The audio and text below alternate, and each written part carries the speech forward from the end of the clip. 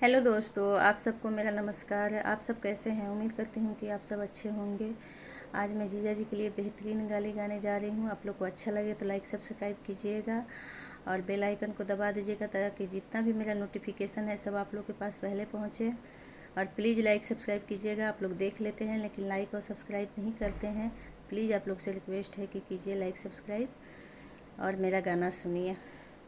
साले जीजा जी के बहिना साली 76 वाली नखड़े 72 वाली घूमतारी शहर बाजार कोहेली जे बथता कपार।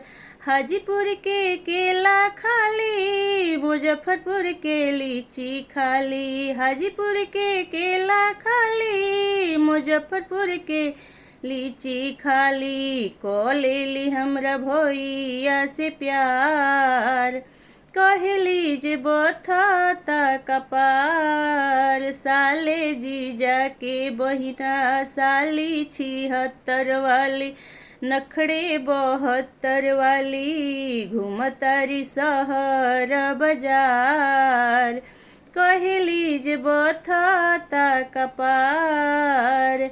पटना के लड्डू खाली कलकत्ता के राजभोग खाली। पटना के लड्डू खाली कलकत्ता के राजभोग खाली। कलेली हमरा भैया से प्यार कहली जे बथता कपार।